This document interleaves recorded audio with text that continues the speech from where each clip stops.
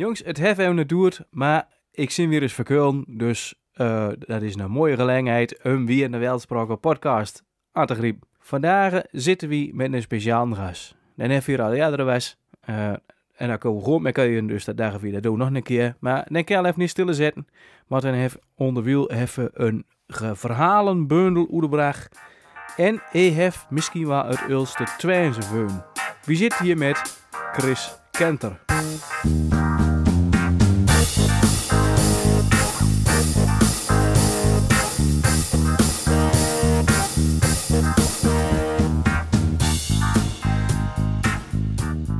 Dit is een op record. En volgens mij moet nog eens gaan. Chris Kenter. Chris Kenter, welkom. Bij alweer een aflevering van Weltspraken podcast. Fantastisch dat we tijd voor vrij maken. Want je hebt wat speciaals. Dat mag wel. Ja, nou, dat is... ondanks dat je in Madrid zit, volgens mij, zie je nog altijd hoe Overijsselse humor niet vergeten. Dus dat is mooi. Ja, Chris Kenter.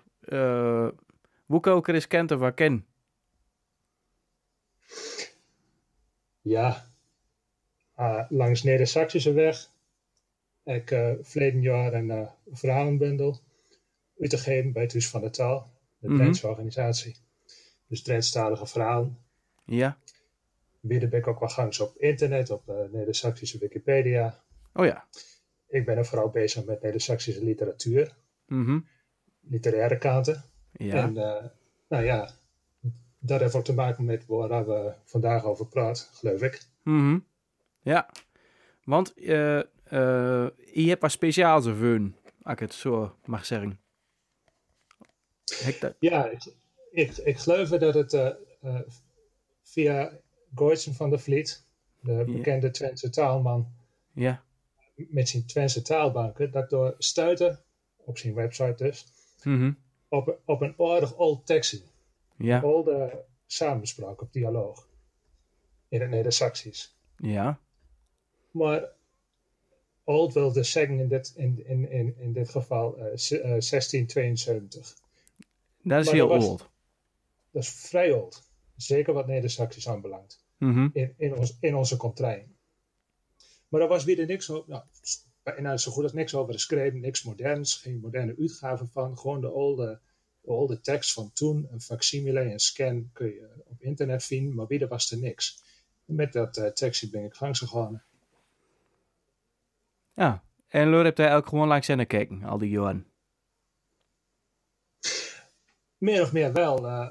Zo giet het met een paar tekstjes. Even wat context. We hebben het hier over het Neder-Saxisch ongeveer van Overijssel. Of direct door in de buurten. Vele komt de streektaalschrijverijen pas op gang in de 19e eeuw, niet waar? Onder invloed van de romantiek en het wil een vastleggen van de volkstaal. En dan later kreeg je wat persoonlijkere schrijverijen, literatuur in de 20e eeuw en zo. Daarvoor is het er niet vullen, want iedereen schreef in de landstaal. Dat deed. Maar er bent een paar uitzonderings. En echt maar een handvol. En specifiek voor ons gebied, nou heb ik het over Overijssel. Hij heeft bijvoorbeeld Overijsselse boerenvrijage. Een kort toneelstukje of klucht uit de 17e eeuw. Maar de tekst waar ik nou met bezig ben, is een samenspraak, een tweespraak tussen twee figuren. Een kort stokje, een paar bladzijden. Ook uit de 17e eeuw, dus 1672. Ook uit Overijssel, of direct daarbij. En het te hopen kallingen, Mangens de zwarte meester, want dat is een knecht. Samenspraak tussen de zwarte meester en zijn knecht. Nou, alleen die titel al, dat is toch, ja, dat wekt toch... Ja, interesse. Ja. Ja, tussen de zwarte meester. Dus dat is een beetje hoe noem je dat? Een duels verhaal. En au moenen bekijkt, want dat heeft natuurlijk hoe interesse. oude verhaalenbundel de begrijpt. Ja, daar staat op. Chris Kanter schreef verhaal met een herkenbaar Oost-Nederlandse sfeer in de taal van Oost-Nederland. Langs is decor de stad met zijn palet aan culturele invloeden. Soms speelt het platteland een hoogst mystieke rollen. Dus, en soms schiet, voordat je er aardig in hebt, het natuurlijke over in het bovennatuurlijke. Dus dat spreekt we om nog aan zo'n titel. Maar hoe kom je daar nou zo op? Je zat een beetje te struien op de taalbanken van Reitz en Van der Vliet. Twentetaalbank.nl, hek dat groot? Ja. Een prachtig repositorium van allerhande teksten in de loop van de eeuw die met Twente en het Twents te maken hebben. Mm-hmm. Nou, ik kom mezelf dus niet uit Twente, maar uit Salland. Dus echt met het Twents specifiek ben ik niet altijd bezig. Maar deze tekst, je zei het al, de Zwarte Meester, dat klinkt als de duivel. Dat blijkt ook te kloppen. Dan was de vraag, wie is dan die knecht? Ik heb eens aan die tekst te reuken. En dan blijkt dat die knecht is Christoph Bernhard von Galen. De prins-bisschop van Münster. Bij veel nog bekend als Bommen Berend. Ja. Is in beleg van Grunning en andere Nederlandse plaatsen. Mm-hmm. En ik geloof in hun Riesense contraien als Berke de Koordeef. Klopt, ja. Moet ik net zingen, inderdaad. Ja, de 1672 is ook een veelbetekenend jaar, want dat was het rampjaar toen de Republiek der Zeven Verenigde Nederlanden aangevallen werd door een batterij aan vijanden. Mm-hmm. Waaronder Bommen Berend. Dus die tekst heeft daar betrekking op. Dus het is aardig Nederlands. Het is dus in het Neder-Saxisch, maar het gaat over een politieke gebeurtenis die Nederland, die in Nederland hem afspeelt. Mm-hmm. Dus die twee dingen komen bij elkaar. En toen die taal is bekeken en het is weliswaar Neder-Saxisch, maar op een Nederlandse manier geschreven. Dus niet op een Duitse manier. Mm-hmm. Dus het is door een Nederlander geschreven. Niet door een Duitse, niet door een Westfaal bijvoorbeeld. Maar de tekst is wel Westfaals-Neder-Saxisch. Dat wil zeggen van Westfalen of eventueel ook van aangrenzend Overijssel, want dat is technisch ook Westfaals-Neder-Saxisch. Dus feitelijk hebben we te maken met een stokoude tekst in een sortiment Overijssels van toen. Dus eigenlijk het oud beetje chargeerd zengt. Het oudste Twents wat ooit de veuden is. Min of meer. Samen met die, wat ik al genoemd had, die Overijsselse boerenvrijage. Want die is geschreven in, het is wel eens Schipbeeks genoemd. In een variant van het Neder-Saxisch die nou zo'n beetje op de zuidgrenzen van Overijssel. Of het nou Zuidoost-Sallands is of Zuidwest-Twents is niet helemaal duidelijk. Want ook die tekst is nog niet modern bestudeerd en bewaard. Het wacht nog ook altijd op. Maar goed, dat moeten we dus daar plaatsen. En die dialoog tussen de Zwarte Meester en zijn knecht, die wordt door twee lui die er wel naar gekeken hebt. Reker en Nieuwbaum. Dat is een grote naam. Ja. Die wordt geplaatst mogelijk in de buurt van Enske. Oké, ja, maar die hebt daar wel weet van een hart. Nou, maar er is dus niks meer te doen. Nou, die hebt er een artikel over geschreven. Maar de tekst zelf is, ze hebt er een paar bladzijden van transcribeerd. Maar niet alles. En de tekst zelf is niet van eens uit te geven. Of bewaard, of vertaald, of annoteerd, of wat ook. En dat, nou, misschien wel eerder mogen zijn, dat heb ik dus gedaan. Oké, ja, kijk. Nou, en dan komen we weer tot de kern. Je hebt dus dat hele te hopen Kallingen zelf transcribeerd uit die oude teksten. Of wat er nog niet van was. Ja, er zijn twee edities. Dus die beide edities, die maar op details met elkaar verschilt, vooral in de spelling, die heb allebei onder elkaar transcribeerd. Zodat je kunt vergelijken. En dan nog vertaald. En die tekst is gratis te krijgen. Kun je zo bintrekken vanaf de Twentse Taalbank, als ik het goed heb. Ja, want Goitsen heeft mij een beetje geholpen en die heeft gelukkig aangeboden om het werk, toen het klaar was, in de Twentse Taalbank te zetten. Mm-hmm. Nu heb ik dit vertaald, maar niet in het Nederlands, want ik heb het Strabant in het Engels vertaald. En waarom dat dan?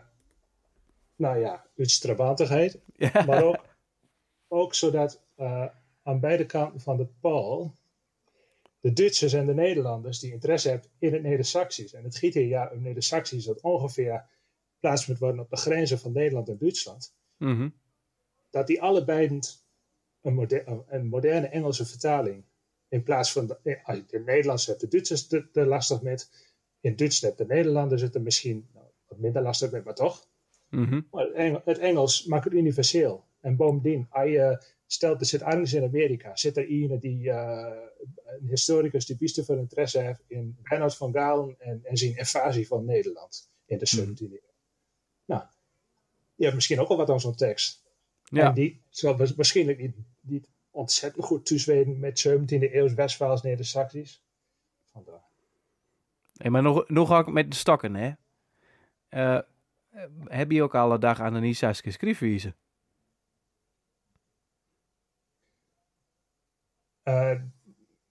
Nou, maar die is hier niet van toepassing, want ik heb dus geen Neder-Saxische vertaling gemaakt, maar een Engelse vertaling. Ja. Het ging er mij niet om een moderne Neder-Saxische vertaling te maken. Dat mag ook wel iemand doen, of misschien zal ik het ook nog doen. Want wie modern Neder-Saxisch les, die is waarschijnlijk al zozeer in Neder-Saxische teksten en zo interesseert dat hij dat ook wel dat 17e eeuwse Westvaals kan volgen.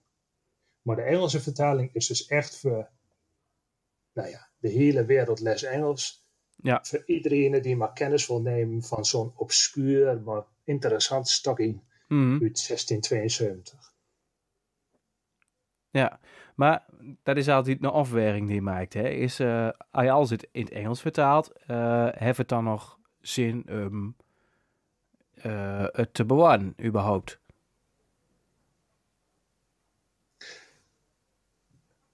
Ik denk dat je de tekst zo blootlegt voor het breeds denkbare publiek en er ook de interesse in wekt. De interesse kan dus komen van historische kanten of van taalkundige kanten.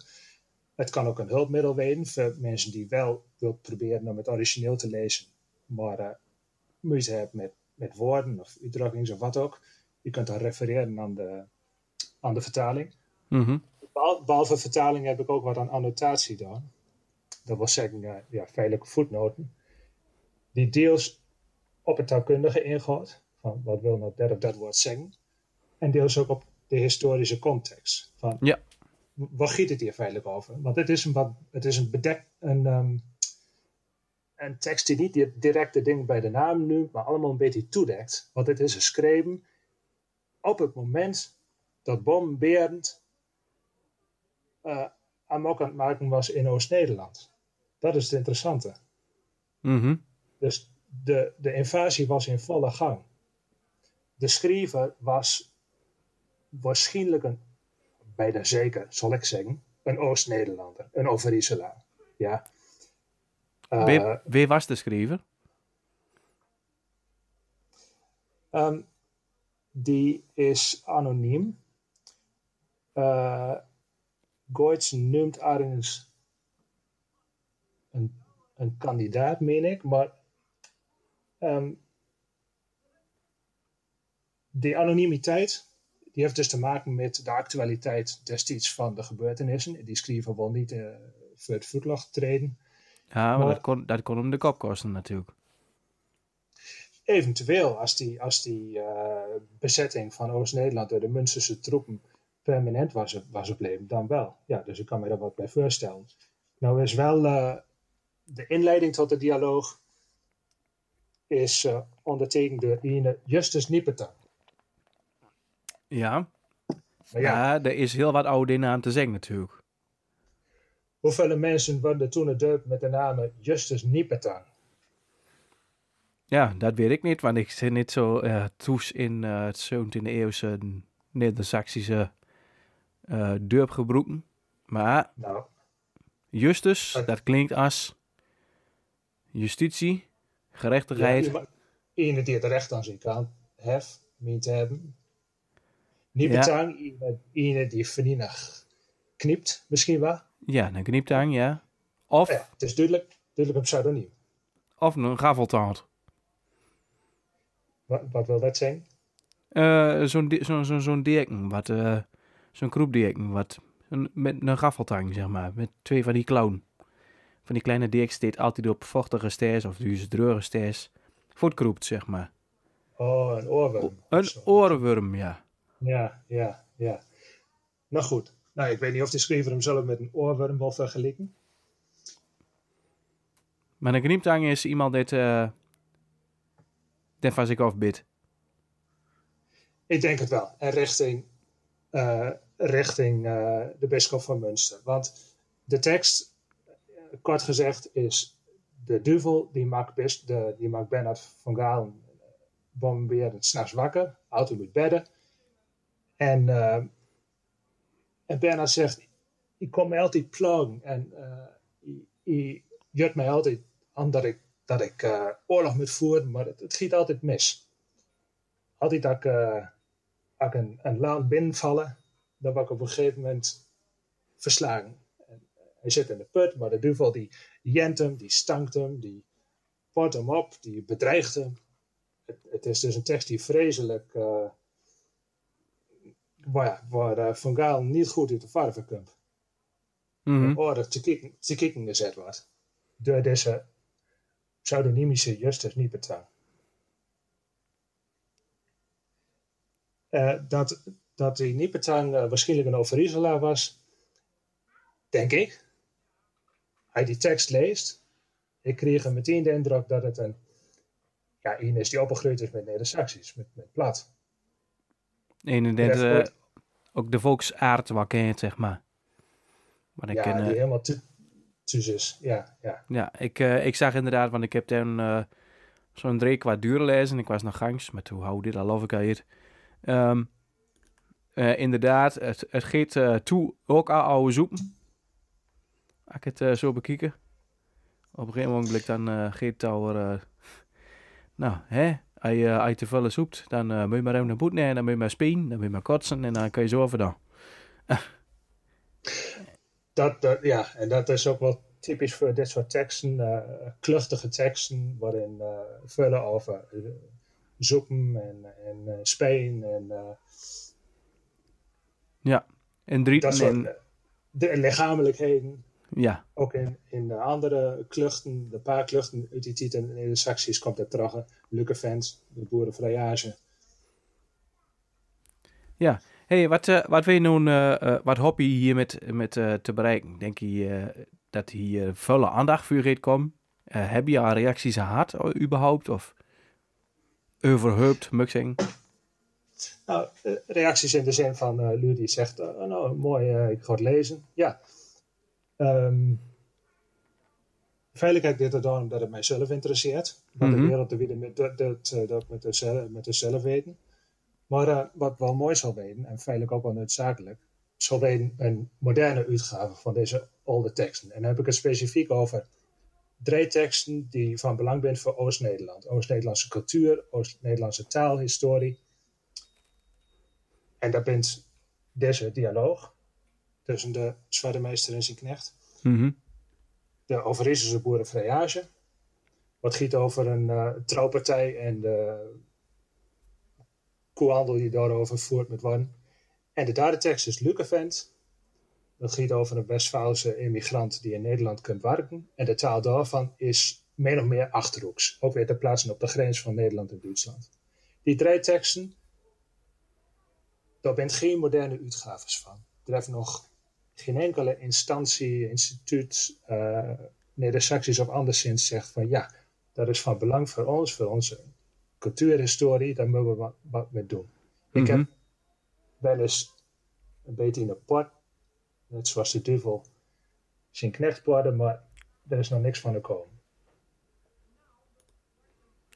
Ja, dat is er is nog genoeg werk te doen dus. En heb je daar zin aan? Ga je daar zelf mee gangs? Of hoe moet ik me dat voorstellen? Want die gooide het er wel in, maar... Ja, ik ben geen organisator en ik ben geen uitgever. Wat ik wel kan is schrijven, teksten bekijken, analyseren, vertalen, annoteren. Dat heb ik dus in dit geval gedaan. Mm-hmm. Het videre werk, de andere, wat daarvoor nodig is, dat kan ik niet leveren. Dat moet iemand oppakken die daar verstand van heeft en de mogelijkheden voor heeft. Zoals bijvoorbeeld, weet ik wat, de ISAL Academie of zo. Ja. Denk je dat er nog meer in Guides in taalbank zit? Qua oude teksten, oude Saksische teksten? Ja, qua literair verantwoorden. Nou, dit echt wel belangrijk zijn voor het aanzien van, zeg maar. Of voor de historie, zeg maar.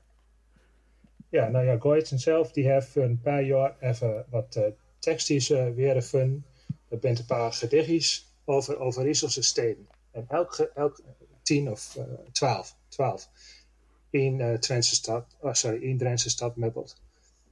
Oké. Elk gedichtje gaat dus over een andere stad en is aardig genoeg geschreven in het Saksisch van die plaatsen. Mm-hmm. Steenwijk, Hasselt, Zwolle, Deventer, De Sluis, Geldermuiden en zo verder. Dat heeft hij bestudeerd, dat heeft hij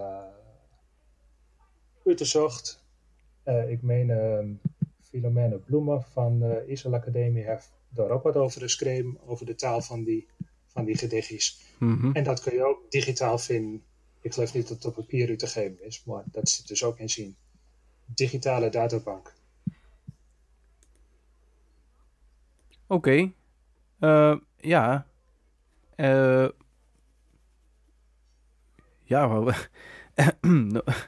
wil je nog een stuk vuur dringen of zo uit het verhaal? Wat vind je nou eigenlijk het allermooiste hier nou? Ik vind het altijd... Ik vind mezelf spreken, ik vind het zelf altijd mooi dat het eigenlijk gewoon heel nuchter is en heel... Eigenlijk gewoon net als... Zo te leunen nog zijn het eigenlijk.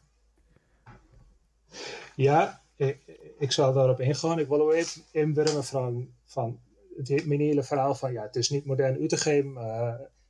Dat zal wel moeten. Wat vind je ervan? Denk je van, nou, je bent bezig met heel specialistische dingetjes die gewoon het grote publiek niet interesseert. Het is ja geen voetbal. Je moet ook een beetje kijk op de realiteit behouden. Of meen je van, nee, het is een schande dat dit cultuurgoed gewoon negeerd wordt in een modern land als het onze. Ja, daar zeg je altijd... dat vind ik altijd mooi, want die komen altijd met weervragen. Het is inderdaad... Ik zie zelf natuurlijk ook een spraakgek, een spraaknerd, maar zo te zeggen. Ik vind dit wel prachtig. Maar inderdaad, je moet niet vergeten dat het grote gros dit plat nog kuiert. Misschien niet eens zo heel geïnteresseerd zit in de achtergrond van het plat, zeg maar. Toch denk ik dat het van belang is. Ook al is de aandacht maar heel klein, het verdient het gewoon voor een breder publiek toegankelijk te zijn, zeg maar. Dus, en uit mooie vorm geeft. Kijk, ik heb nog eens in de kasten heb ik volgens mij een antologie van de Engelse literatuur staan. Daar zit drie van die dikke beuken met van dat bibelachtige blad, zeg maar, van het hele flinterdunne blad. De Norton toevallig? Hè? Ja, de Norton inderdaad. En dat koop je natuurlijk voor de opleiding die ik heb gehad. Maar dat is eens in de zoveel tijd. Het was verschrikkelijk om de deur te wasselen. Maar eens in de zoveel tijd, daar kijk ik daar nog eens weer in. En dan denk ik van, ja, het was toch ook eigenlijk wel heel mooi en knap wat jullie allemaal bij elkaar geschreven hebt. En ook inderdaad historisch. Literatuur zegt altijd iets over de tijd waarin het te schreeuwen is. Of geeft een bepaalde beschouwing daarover. En zeker in dit geval, nu ik er zo rauw nadenken, het is een stuk van de Nederlandse geschiedenis, of eigenlijk de Oost-Nederlandse geschiedenis, dit dit vaker vergeten wordt. Zelfs als met die slag bij Arne en dat soort dingen. Daar heb je volgens mij ook al eens een keer tegen het gewerkt. Dat er vrij weinig oude geschiedenis van Oost-Nederland bekend is. Terwijl dat hier gigantisch volle gebeurd is. Maar dat was niet belangrijk genoeg. Dus dat werd niet noteerd.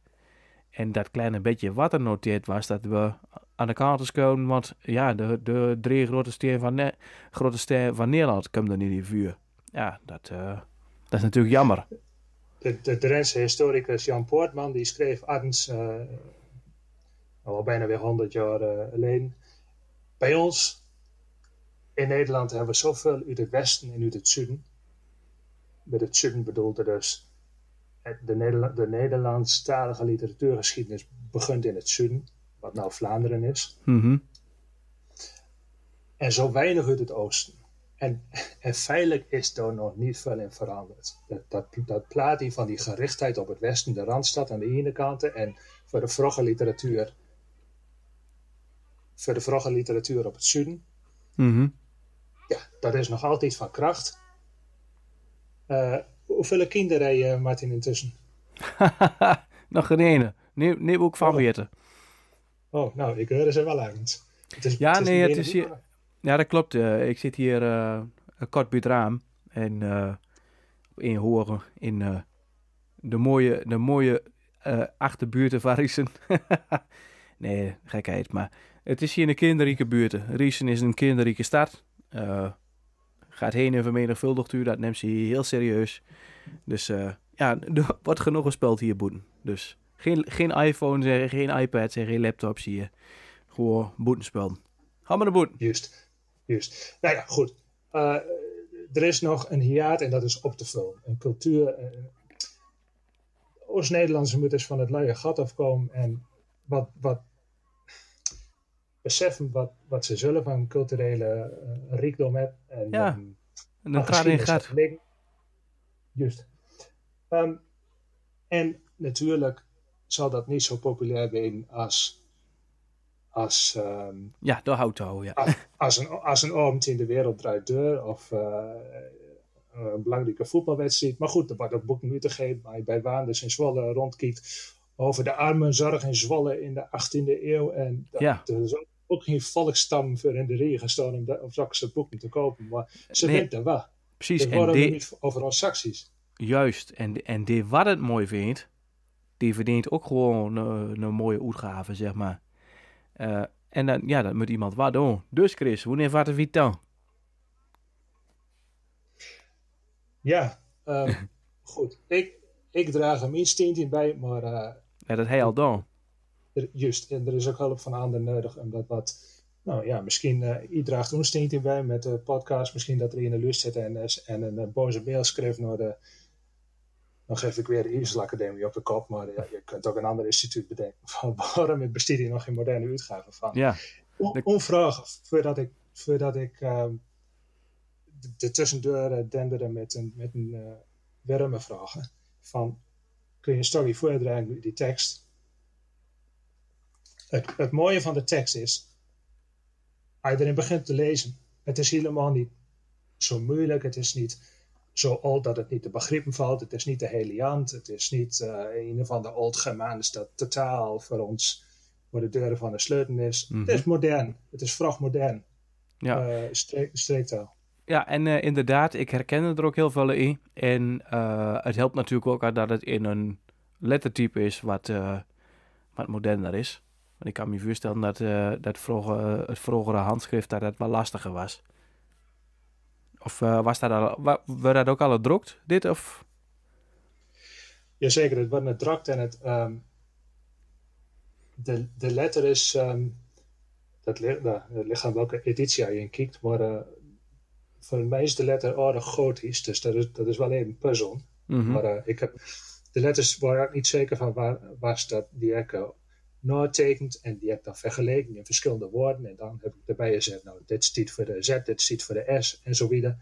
En dan kom je er op een gegeven moment wel uit. Het is een aardig puzzel waar ik heb er een beetje in die volle baan aan gehad tussen de 1 en 2 maanden lang. Maar het is allemaal lukt uiteindelijk, ook met Goorts en zijn hulp. Nou, mooi. Ik zal u een klein stokje voorlezen, dat je een indruk krijgt van waar hebben we het in godsnaam over. Ja, doe dus. Dus de duivel die haalt Bomenberend uit bedden. De arme, beplaagde Bomenberend die zegt: ik arme mensen, oh, dit is een bedroefd werk. Dat doe mij bij nacht en bij ontijden altijd plaagst en drieven zo sterk, dat ik als andere luiden mijn nachtrust niet houden mag. Wat wil dat nog geven op mijn oude dag? Misgunst u mij dat ik ligge? Oh, dit is te gekkelijk. Ik heb door even mijn denken zien. Dat loopt zo schrikkelijk. Het was als wenn er kwam een man voor mij staan, die hadden zich mijn kleder aangedaan. Want de man had een hoofd op zijn nakken. Zijn hoofd stond op het daal, mange zijn hakken. En dat hoofd, dat aangezichte, was even als het mijn. Plotseling wo verschrak ik van den hässelijke schien. De angsten zit me in alle mijn leden. Al likewel los du mij niet met vreden op het bed rusten. Oh, dit is ook slecht. En dan zegt de duivel, liet ik die met vreden rusten? Ik deed het niet recht. De duivel zegt, je verdient het niet om te rusten. Was dat een beetje te volgen? Ja, heel goed. Ik zal haast te zingen van, je lijkt wel al hier uit de buurt te komen. Maar, mooi.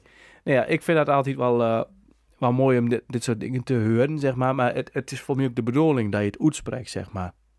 Heb ik dat gehoord? Denk je dat dit een soort toneelstuk even was? Want als ik in de tekst kijk, want ik heb er toevallig bij. Er staat bijvoorbeeld ook informatie bij hoe boerdeurne gaat er dan in de benen komen, zeg maar. Hij staat op en morret. He gets up and grumbles, zei van hem maakt. En ja, dat geeft wel aan dat het gespeeld moet worden, of zo. Ja, in technische zin wel. Er zijn wat aanwijzingen van, doet die dit en doet die dat, maar toch in de kern is het een politieke dialoog met allemaal toespelings. Die toespelings die zou je niet makkelijk op het toneel meteen begrijpen uit die hoort. Je moet er veilig goed voor gaan zitten en het allemaal een beetje uitploezen op schrift. Het is, maar ja, ik ben er ook een die Shakespeare graag les. Misschien nog wel liever als hem uit de voer te zien. Dus nee, volgens mij is het meer een tekst die schriftelijk circuleerde onder een paar lui die het allemaal goed begrepen worden over Gunk. Of de gelegenheid er best zal hebben om dit populair op te voeren. Ik zal als ze denken van niet. Maar het is een dialoog op riem. Het les lekker weg. Het is sappige taal. Het neemt geen blad voor de mond. Daarom vind ik het zo aardig. Het is niet een of andere dreuge technische verhandeling. Het is nota bene een tekst over de duivel die met een soortement warlord, een kriegsheer van die tijd, hen en weer giet over wat hij moet doen. En, ja. het is voort. De baas en tred zijn knecht goed bergen. Hallo, dran. Ja, precies. En Bomenberend ja, nee, maar alle keren dat ik proberen, dan giet het weer mis. En mijn bondgenoten, die loopt mij in de steek. Nee, zegt de duivel, deze keer zal ik u helpen. En je zult zien, dan giet het allemaal van een leien dakje. Nou, je begrijpt wie er altijd dan langs de end trekt in zulke situaties, maar... Ja, ik vind het hartstikke mooi, want ik zie dat wat vuur me dan, maar ja, leur, ja, ik moet er gewoon geen oordeel over vellen. Ik moet gewoon zeggen van, leur leest dit gewoon en zorg dat, ja, dit zal ook in het collectieve geheugen van de Neder-Sax moeten. En, maar dat heet weer, wie zit eigenlijk al, oh, het is Twente, nou, de Groningen, nou dan gaan we het niet lezen. Denk je dat er ooit nog een verandering in komt? Of? Ja, als het allemaal aan mij lag, dan zal het zo moeilijk niet wezen. Maar ja, ik kan niet veranderen lui praten. En het is inderdaad zo dat het provincialisme er nog altijd heel sterk in zit.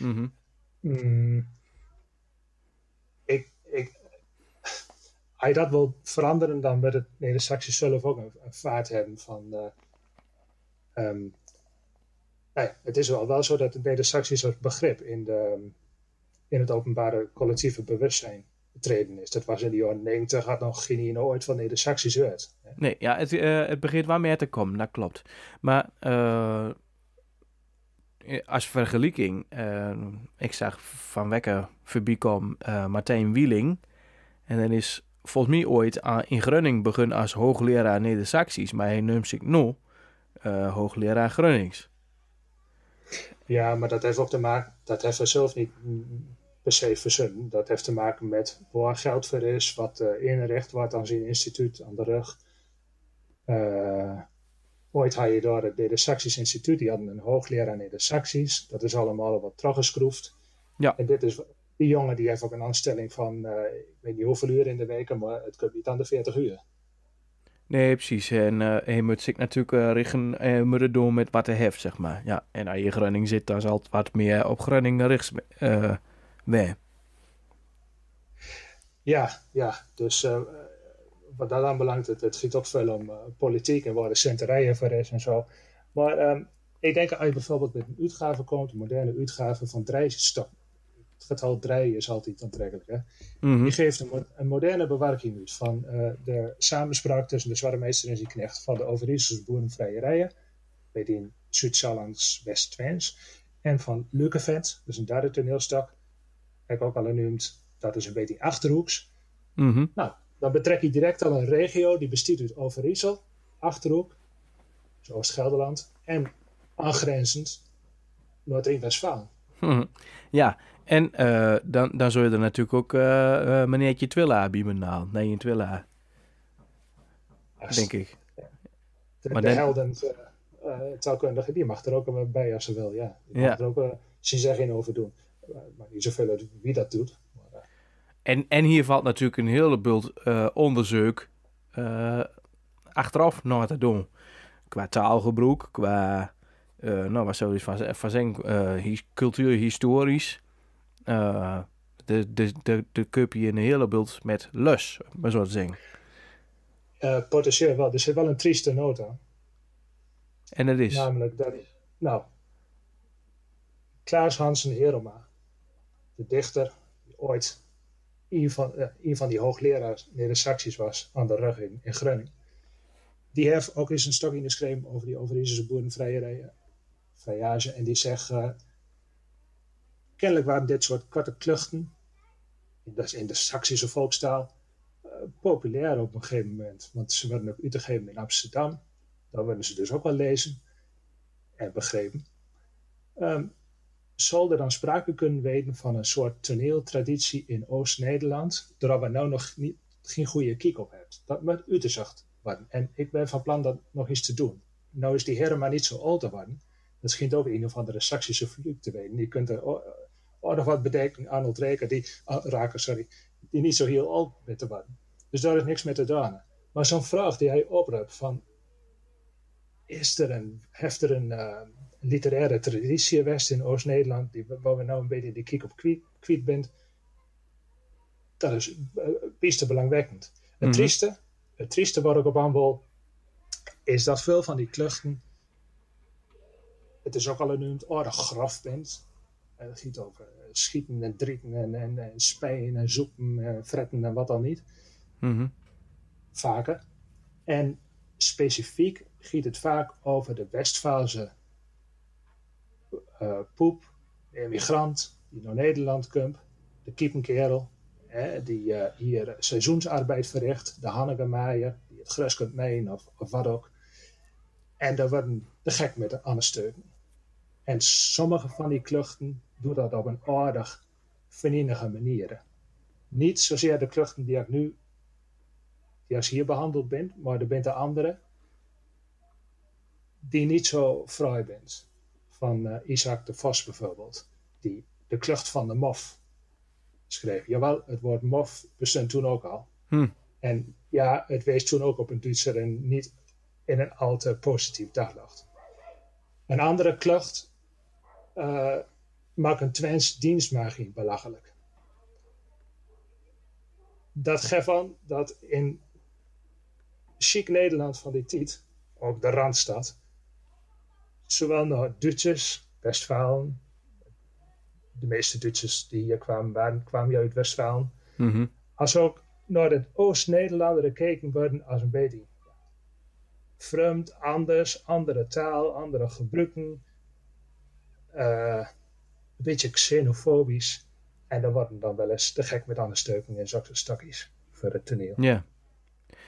Maar je denkt van, is er een toneeltraditie? Nou, ik denk het wel. Maar je hebt nog altijd de revues natuurlijk, de lokale revues. Die ziet Drenthe-plat, Twente-plat. En dan een heel beeld meer. De Riesische revue, de Wiense revue, de Haksebaarse revue. En daarin wordt altijd de gang van zaken van het afgelopen jaar de dure haalt. Dus, en altijd ook inderdaad een beetje kluchterig. Er moeten lachen worden. En ja, een beetje dommig weer. En nou, ik denk dat in die tijd misschien wat daarmee samenhangt, zeg maar, op die manier. Ja, hoe kwam literatuur en het volk bij elkaar? Nou, via toneel. Ja.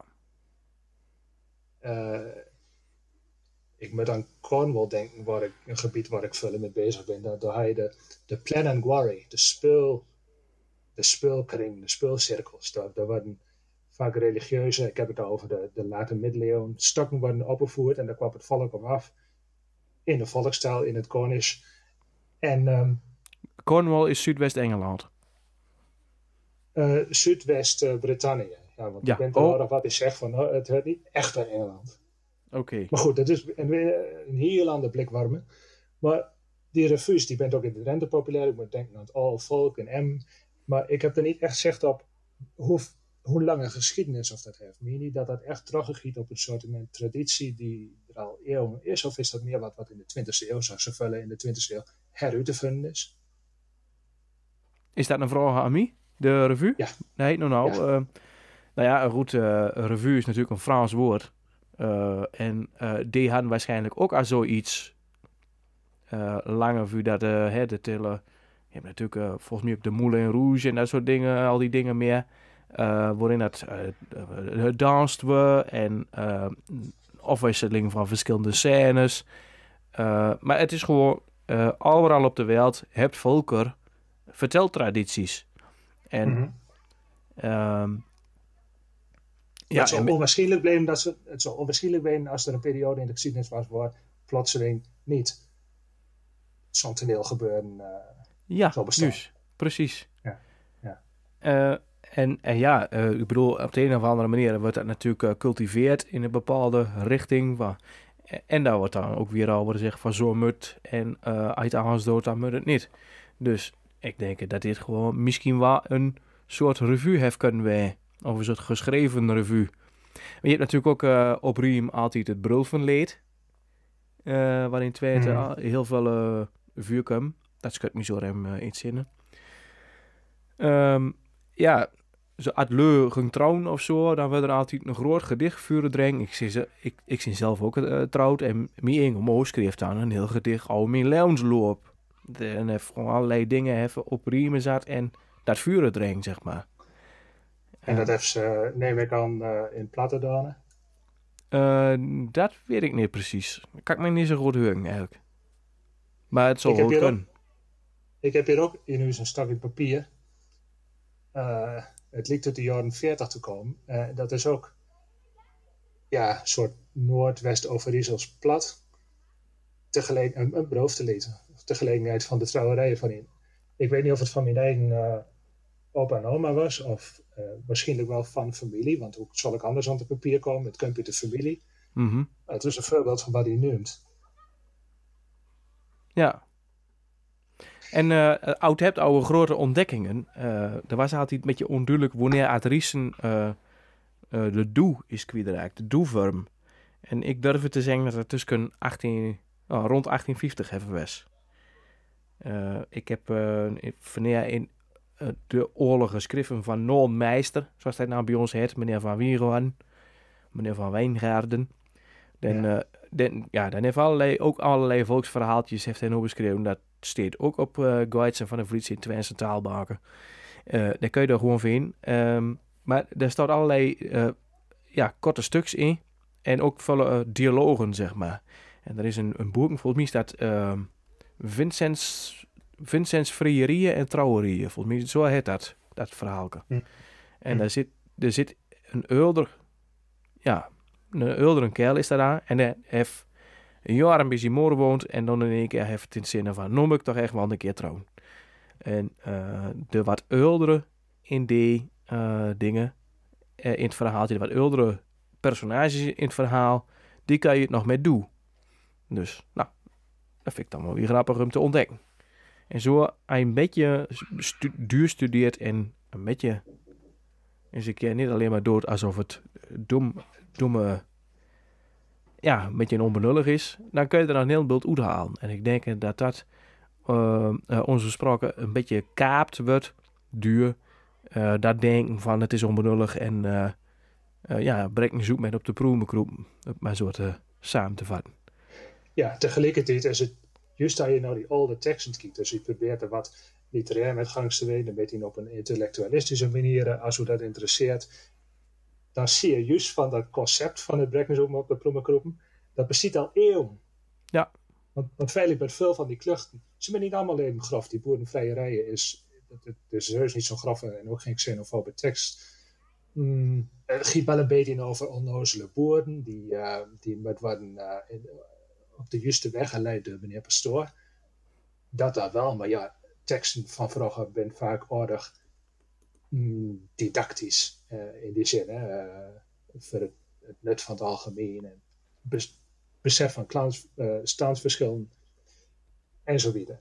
Maar wat hier dwars zit, dat fenomeen dat plat altijd wat associeert met wat letterlijk plat is, dat is al zo'n oude traditie. Die gaat terug op de teleurgang van de Hanze, de opkomst van het standaard Duits, de opkomst van het standaard Nederlands. En ook in de 17e eeuw vind je al een aardig vergelijkbare verdeling als die we vandaag de dag nog hebben. Dus ik denk dat dat ook voor een beetje helpt verklaren waarom dat toch zo hardnekkig is. Het is niet zoiets wat in de 20e eeuw, dat je denkt van nou, tot wie in de 20e eeuw praat iedereen in de plat, ook nog kinderen. Toen is het heel gauw overkalfd. Dat is wel zo.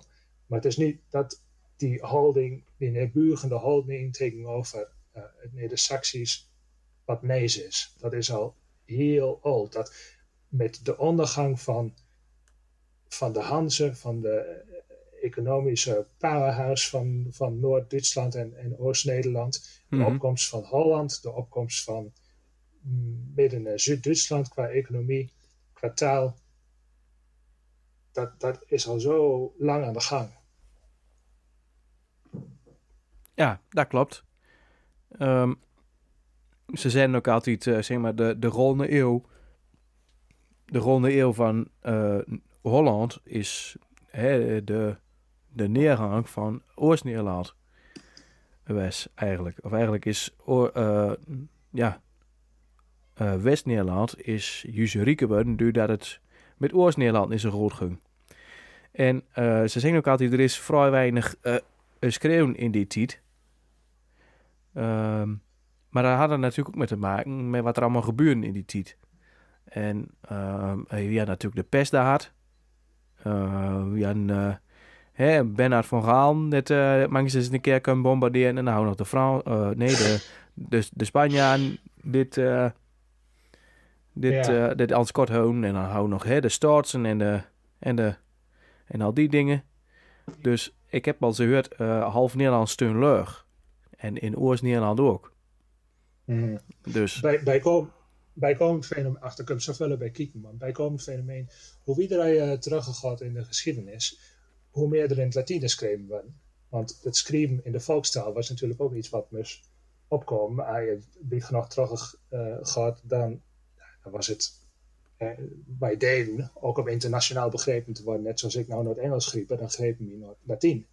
Dat kunnen de intellectuelen van elk land ook schrijven. Dus bijster oude talen, ook als ze, of oude teksten, ook als ze uit Oost-Nederland komt, ben vaak in het Latijn stelt. Nou, voor de studie van de volkstaal, van het Neder-Saxisch in ons geval, hij dan niet zoveel aan. Tegen de tijd dat er echt veel de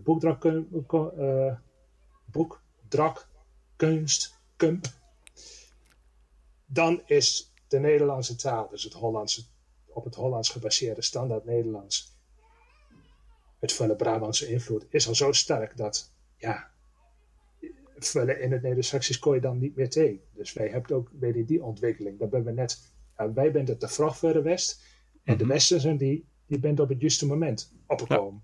Ja. Deventer was een van de belangrijkste en rijkste steden in de Lage Laan.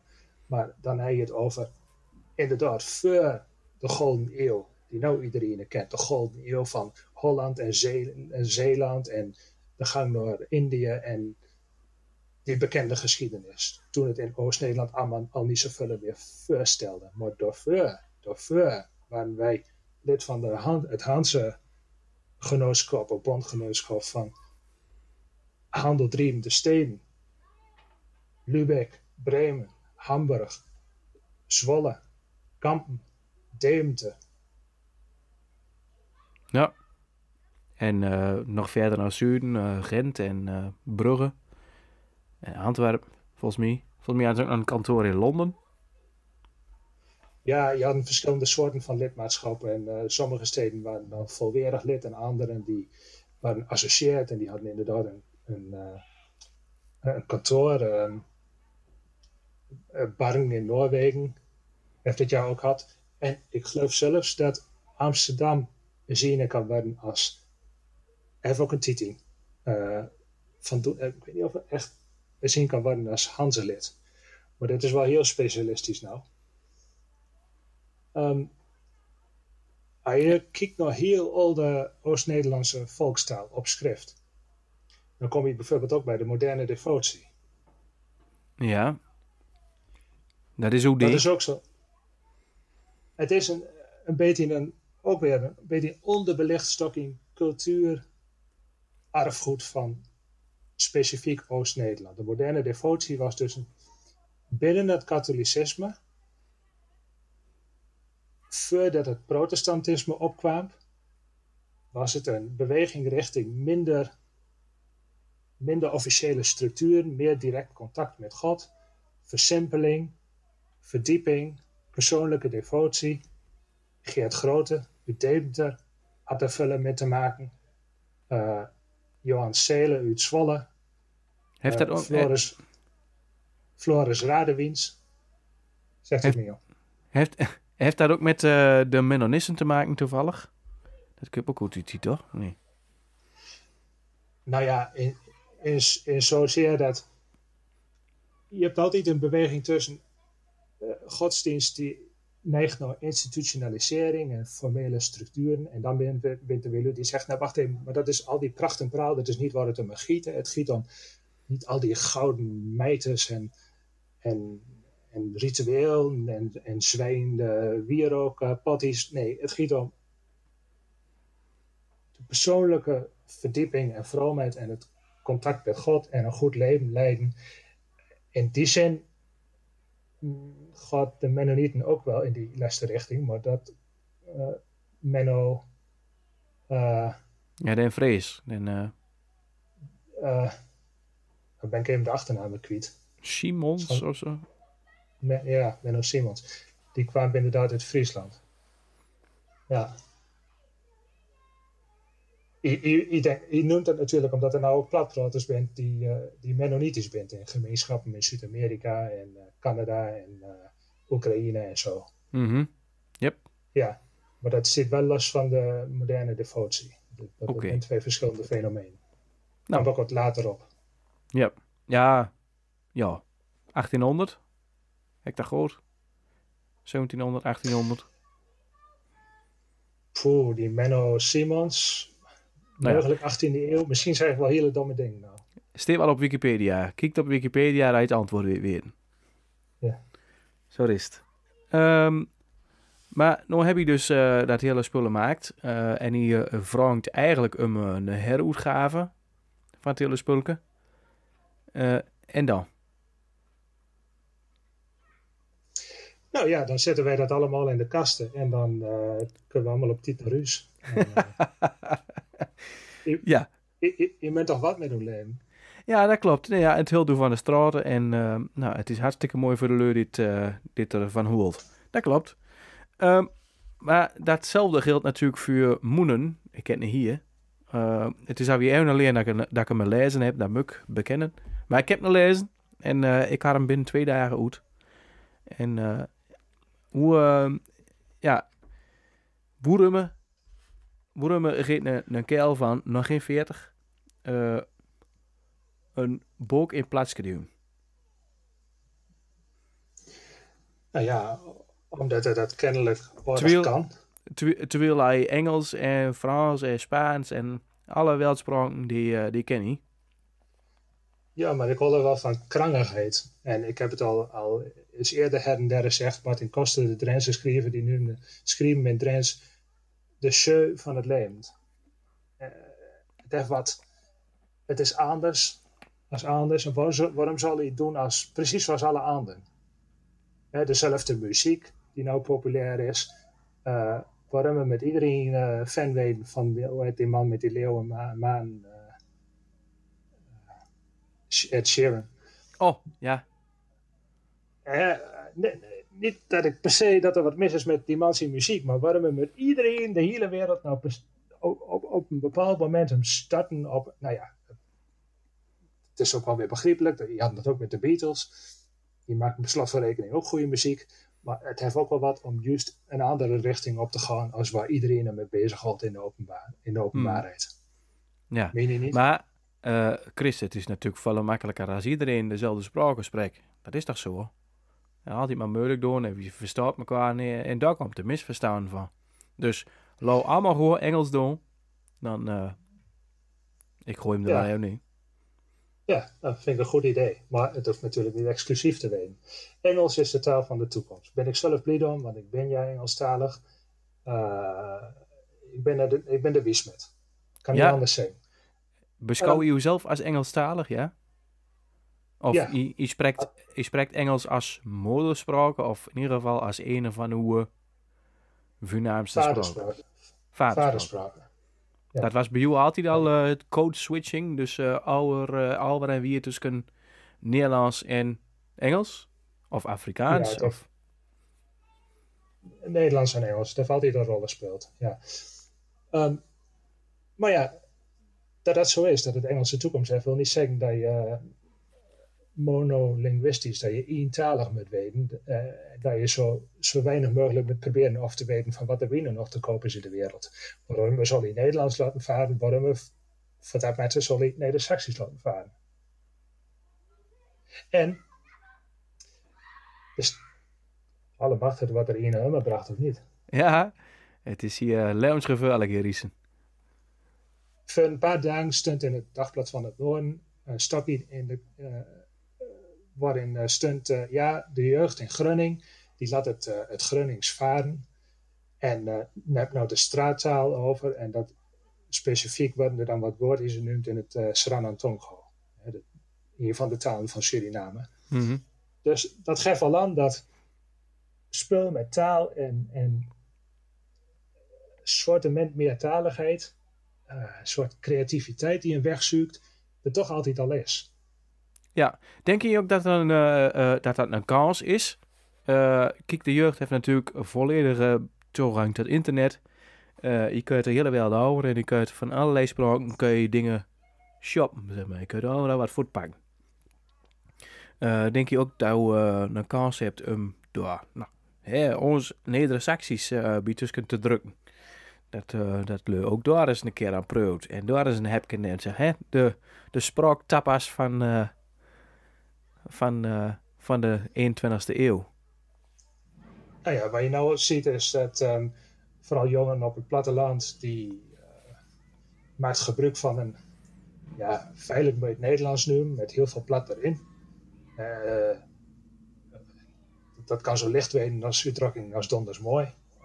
Ik weet niet of ze dat in het Westen ook zeggen, maar dat klinkt mij aardig oostelijk in de oren. Mm-hmm. In ieder geval, in die zin zal invloed het Neder-Saxisch misschien wel permanent blijven bestaan. In de zin van dat Neder-Saxisch echt als taal in ere houden, wat naast het Nederlands, dat zie ik niet gebeuren, hoe hard er ook aan roepen.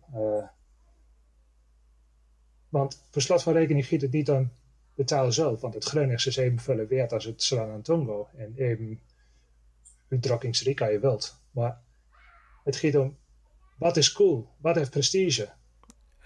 Ja, het gaat ook een beetje om de onderliggende structuur, een bepaalde manieren van naar de wereld kijken en met elkaar omgaan. En volgens mij, Daniel Lohuis schreef in zijn les een column van, het is nu 20 september, ook van, hij meent ook dat Neder-Saxisch verdwijnt, maar de manieren van dingen beschrijven, die onderliggende structuren, die zijn altijd wel blijven, zeg maar, op een bepaalde manier. Een bepaalde levenshouding of de manieren van, de dingen die het om hen gebeurt beschrijven. Denk je dat dat ook zo is? Of denk je dat er ook echt wel een aparte manieren van uitdrukken blijft? Kijk, ik verneem waar om me heen dat bepaalde de jeugd ook wel aanschuiven, dat is wie. Maar ik maak er ook nog een podcast bij Neus, wat dat aan podcast. En we toch wel beluste duur jongelui, zeg maar, die vindt dat wel mooi. En ook de populariteit van Bukkers. En wat er nu bleef altijd waar. Ze bleef er toch altijd waar aan proeven op de een of andere manier. Ja, en die populariteit van groepen als Bukkers, dus ja, wat vaak een boerenrocken noemt. Mooi werk normaal. Of andere soorten muziek zoals Lohuis met meer gitaarachtige ballades. Wil niet zeggen dat al die fans en luisteraars zelf bij het leven plat praten. Zeker niet als 18 bent. Nou ja, sommigen wel, anderen niet. Het heeft veel te maken met eigen identiteit. Mangs met plattelandse trots. Nou woont niet iedereen in Oost-Nederland op het platteland en giet naar school op het trekken. Ik bedoel, je hebt ook Zwolle en Enschede. Dat heeft niet veel met het platteland te maken. En Riesen. Riesen, ik weet het niet. Dat is een beetje een vreemde end in de bieten. Ik weet niet hoe ik dat moet plaatsen. Het is een stad. Ja, het is aardig groot. Ja, het is toch ook wel conservatief en traditioneel. De streektaal, als het aardig van leeft, is het ook in Oenkontrein. Ik weet niet. Het zit eigenlijk tussen stad en platteland. Ja, dat is inderdaad. Ik noem het altijd een dorp met stadsrechten. Maar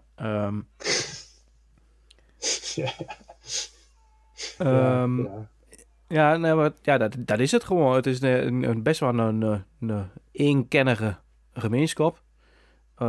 Misschien is Riesen misschien is Riesen een stad met dorpsrechten. Ja, zo kun je het ook zien. Ja, nee, wat ik verneem is dat, oud hebt oude spraken, maar de houtouw, dat het hier nog wel, nou ja, niemand is prestigieus, dus is plat onprestigieus, zeg maar. Er wordt niet gedacht dat plat fatsoenlijk is, maar iedereen gebruikt het wel, want niemand is fatsoenlijk. Of iedereen is gewoon normaal, zeg maar. Doe maar gewoon heel. Stel de vuur dat je niet gewoon ziet, zeg maar. Dat is met hoe het hier is. In mijn beleving. Goed, dan heb ik een vraag voor u. Kijk, ik zit in Spanje. Ik woon in Spanje al sinds jaar en dag. Ik heb ook een paar jaar in Londen gewoond, maar nu weer in Spanje. Dus ik ben heel lang voort in Nederland. Dat bijvoorbeeld die straattaal, met Marokkaanse invloeden en Surinaamse invloeden en Molukse invloeden en wat dan niet, grijpt het ook in Riesen moment, zoals kennelijk in Groningen, of hoor je dat door, is dat niet zo? Ik hoor het niet, nee. Ik ken het ook totaal niet, hoor. Ik moet zeggen, het gaat wel meer op het Hollands aan. Ook de Gooise R helaas, cup in Riesen wat duur. Niet bij iedereen, maar toch wel bij een aantal. Maar ja, echt de straattaal van Tantoe en Pata's en al die dingen. Wat hier wel is gebruikt, maar meer voor de grap, zeg maar. Een bepaald stereotype uit te drukken. Maar echt zelf straattaal gebruiken, nee, dat geloof ik niet dat dat gebeurt. We hebt hier voornamelijk volle protestanten. En een aardig, christelijke lagen, zeg maar. En iedereen is fatsoenlijk en netjes. En er wordt hier nog gekeken op tattoos. Dus er is niet echt een andere laag. Ik bedoel, er is een kleine moslimgemeenschap. Voornamelijk Turksen. Dus ja, Marokkaans. Het is hier redelijk wit, om het maar zo te zeggen. Redelijk blank, wit, hoe je het nu weet. Dat heeft nog altijd de boventoon. En de lijf nog wel slim het idee van... Eigenlijk zal het plat moeten zijn, maar het moet allemaal wel... We moeten wel Nederlands kunnen. Zo. En... Ja, weet je wat ook zo merkwaardig is? Als je erover nadenkt. Ik stel u dit soort vragen, van hoe zit het dan in Riesen? Ik zal u kunnen vertellen hoe het zo'n beetje zit op de Luizen, waar ik wegkom. Amsterdam, ik een titel woont. Maar het is erg lastig om helderheid hierover te kijken, over dit soort vragen van, wat praten jullie nou feitelijk? Want als je in de openbaarheid kijkt, als je een boek doet, als je de televisie aanknipt of de radio, nou, is het bijna 100% standaardtaal. Al die diversiteit die er bestaat, en of dat nou giet Sran en Tongo en Molux of Grunners en Riesens, dat hoor je niet, dat lees je niet, dat vind je niet, tenminste niet via die mediakanalen. Nee. Misschien wel op internet, tot op zekere hoogte, op de social media. Ja, ik verneem wel dat er wat ruimte voor is, zeg maar. En duur dit te doen, verneem je ook wel, kreeg je ook wel reacties van hé, maar dat was er nog niet. En gewoon mooi, gaat er eens met vandaan. Of bijvoorbeeld met batata en dat soort dingen. Dat wordt wel heel breed dreiging. Dat valt me echt op hoe mooi uit de leur dat vindt, zeg maar. Ik heb al zo lust, dat zegt ze. Joh, Kel, waar zie je door met batata? Fantastisch. Maar alle weken maar doen. Ja, dat doe ik ook alle weken. Maar ik heb al zo lust het. En Leu vindt het helemaal fantastisch. Hier in Riesen dan in ieder geval. Dat boeten werkt het niet. Maar het is wel... het spreekt toch wel aan. Maar dan zal ik denken dat Leu niet... Denkt de Leu dan niet verdaan. Denkt daar nu verder van... Goh, niet in het plat. Dat is er helemaal niet. Misschien moet dat is wat voor doen. Internettijdschrift in het plat is er helemaal niet. Tijdschriften in het plat, waarom zou daar niet meer mee doen? Maar ik vind het ook wel met mijn co-host, om het maar zo te zeggen. Hij vindt het heel mooi. Ja. Hij vindt het ook heel belangrijk om een plat te bewaren. Maar hij is heel, misschien wel een beetje bang om het te doen. Als hij vanuit wat dat aan hem mailt, doet hij dat in Hollands. Ik zal dat niet doen. Van wat dat is bedoeld om iets met plat te doen. Misschien, ja. Maar dat is weer die afweging van sla je doel dan misschien voorbij of zo. Zeg maar, dat is altijd een lastige afweging. Maar ja, van de andere kant, het is zoals het is. Ja, dat heeft er dan weer met te maken dat voor praktisch iedereen is seks is een soort cultuuraangelegenheid. Dus als je onder elkaar bent kun je het gebruiken. In een verhaal kun je het gebruiken. Op een speciale podcast, in een speciale podcast kun je het gebruiken. Maar voor de communicatie. Oh, Chris, jongen, wat zeg je nou toch? Ja. Hoe durf je dat te nemen? Ik vind altijd... zo'n omslag voor nodig. Ja. Everybody wants to go to heaven. Nobody wants to die. Zeggen met zijn vaag Ierse accent. Ja. Dat is toch zo, hoor? Ik bedoel, we weten allemaal rennen dat het plat bleef, maar niemand wil het zelf kunnen. Ik zag ook onder Lois in column en haar op Twitter zat. Nou, natuurlijk weer tientallen reacties. En allemaal van, ja, dat moeten we bewaren. En nou, fantastisch. En nee, de Saxies moet blijven. Maar het stond er allemaal in het Hollands. En van, wie zonder zonde is, werpen de eerste steen, zeg maar. En van, ja. Het is zo surreal dat Dalí het niet had kunnen verzinnen. Nee, inderdaad. En, stel, ik bestel er nog wel eens een boek, vaak uit Nederland. En dat moet dan naar Spanje komen, dus in contact met de verkoper. Als ik dan zie, die komt uit Amsterdam, ik neem maar wat, dan schreef ik in het Nederlands. Als ik zie, die zit in Deventer, dan schreef ik over Riesels. Af en toe krijg je dan ook gewoon sancties terug. Af en toe krijg je Nederlands terug. Maar het is niet zo dat ik dan schreef van wat, ik begreep het. Nee, keurig mailt hij terug. Je kunt ook communiceren dat de ene taal doet en de andere taal doet, als die taal zeer dicht op elkaar zit natuurlijk. Juist, het ene hoeft het andere niet uit te sluiten.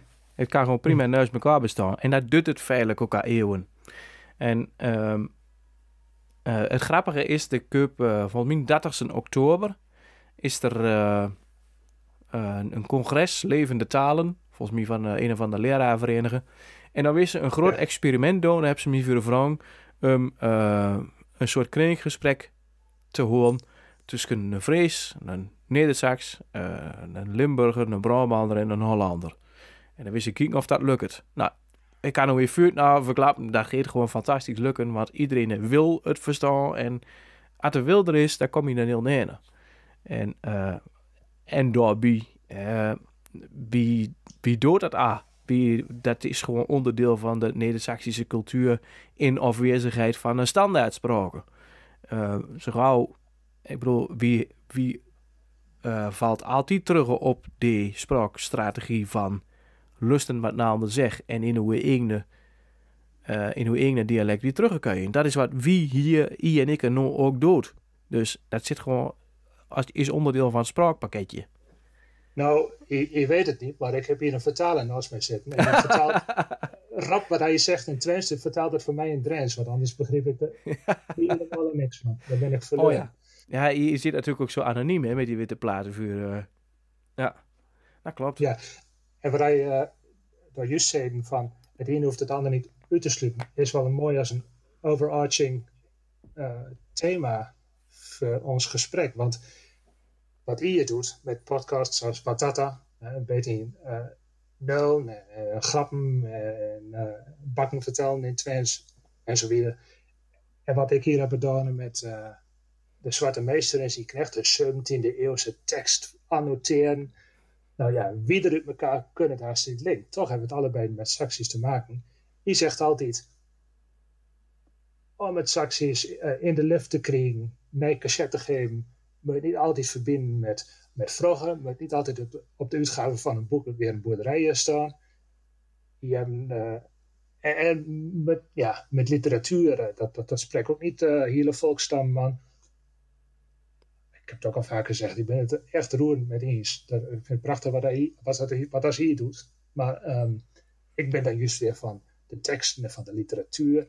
En ik doe waar ik goed in ben. En juist een taal die hem zelf serieus neemt, die kent al die facetten. Dat is niet allemaal maar plat, het is niet allemaal maar dood en op schrift zoals Latijn. Nee, het is van alles wat.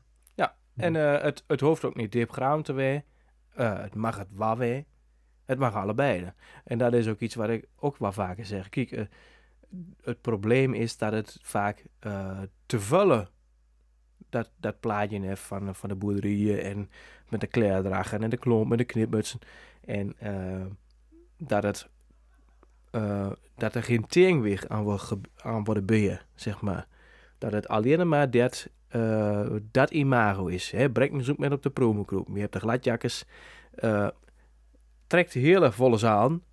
Hartstikke mooi. En het is een lichte intro.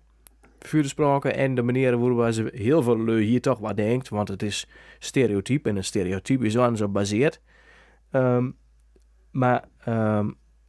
Dat moet niet het enigste zijn. Dat is wat ik vaker zeg. Het moet niet het enigste zijn. Kijk, iedereen niet onmeunig van een literaire tekst. Dat zie ik en alles wat je doet. En dat moet ook. Ik bedoel, er moet een bepaalde lagen, een bepaalde diepgaande lagen onder zitten. En daar bouwen op kun je het pseudo-wetenschappelijke. Daar bouwen op zit weer het lichte vermaak, spel met een sprake. En daar bouwen op cup. In allerlei domeinen en allerlei verschillende dingen. Zo uitgebreid als het leven is. Alle facetten van het leven keurt in het Neder-Saxisch. En nu heb ik alleen maar zo'n heel klein stukje daarvan. En dat is het. En dat vind ik altijd zo jammer. Want ik denk er dan altijd van, ik doe maar zo'n klein stipje van wat er allemaal mogelijk is. Maar ja, ik heb maar zoveel tijd, weet je niet. Dat is, daar zit het me vaak in. Ja. En dus er zal altijd verschillende gradaties van populariteit weten voor verschillende onderwerpen. En literatuur, laat staan van voor een paar eeuwen, zal nooit voor grote menigte weten. Tegelijkertijd is het niet alsof je hier geen cent te maken hebt. Er is ruimte, er is subsidie om onderzoek te doen, om eens wat van huis uit te geven. En om hun eigen cultuur de nieuwe tijd in te dragen. Een cultuur die van vandaag de dag is, maar tegelijkertijd ook een aloude geschiedenis heeft. En er is toch wat mis als we ervoor kiezen om die geschiedenis helemaal naar voren te trekken en te vergeten. Ja. Dat is ook al reeds. En dan maar uit armoede naar een andere cultuur griepen. Maar we moeten toch wat. Ja. Je moet er toch een beetje van maken hebben. Ja. Volgens mij is het de duur, Chris. Of niet? Ik zal wel eens denken van wel. De tekst waar we het over had hebt, die kan er ieder raadplegen op twensetaalbank.nl. Ja, en dat heet Te Hopen Kallingen. Ik zal hem wel in een link onder de YouTube-beschrijving zetten. En ook nog wel op Facebook delen en op Instagram en al die dubbel drieën meer. Haha, dubbel drieën, snap je hem. Maar dat kun je allemaal goed, Chris. En dan kun je de leur daar gratis binnentrekken. En dan kun je een verhaal lezen van 400 jaar oud, zo hard. Ja, en dan zou eindelijk eens die uitgever denken van verteld, dat zit nog niet in mijn fonds. Daar hebben we een moderne uitgave van hebben. Nou. En dan moeten ze... Ja, daar moet eens wat van komen. Want... Ben ik bevroren? Ben ik er weer? Ik hoor u met grote verstoring. Ben je er nog? Ik zit er nog. Ik hoor u perfect. Oké, nou ben je onbeeld is bevroren en dat is het belangrijkste. Ja, want het beeld dat zie je toch niet weer. In ieder geval, Chris, ik wil u onmiddellijk bedanken voor het plezierige gesprek. We hebben weer zowat 1,5 uur volle keer. Volgens mij de laatste keer dat we dit is ook alweer niet wat terug. Misschien wel 1,5 jaar. En ik zie gerne te moeten dat er een nieuwe uitgave komt van de oude Rieselse Boerenvrije AG. Of hoe heet dat? En van dit te Hopen Kallingen en den Lukevent. Maar daar word je toch... toch? Nou ja, dat zijn nou 3 teksten die echt betrekking hebben. Oftewel op Nederland, of in het geval van Lukevent echt op het grensgebied. Dus van direct cultuur-historisch belang voor Nederland, voor Oost-Nederland en bijzonder. Het zal een godsbeweden om zomaar verdampt te gaan zonder dat daar wat moderns over bestaat. Terwijl er zoveel uitgaven zijn van Warenaar en PC Hoofd en Bredero en al dat spullen uit het Westen. Mm-hmm. Ja, en zelfs sommige werken die zit vertaald of zat in 1950 en dan gaan ze weer hervertalen. Dus daar zit gewoon, daar wordt ook gewoon geld aan spandeerd. Dus dat moet bij ons ook gewoon kunnen. Chris, ik zeg het dankzij. Ik hoop dat je nog veel vaker met dit soort dingen komt, want het is hartstikke mooi. Ik kan ervan genieten. En bedankt voor het gesprek. Ja, dank u wel dat je er even aandacht aan wilt besteden langs digitale weg. En dan zeg ik maar op zijn illusions. Allemaal. Ja, her naar gaan doen.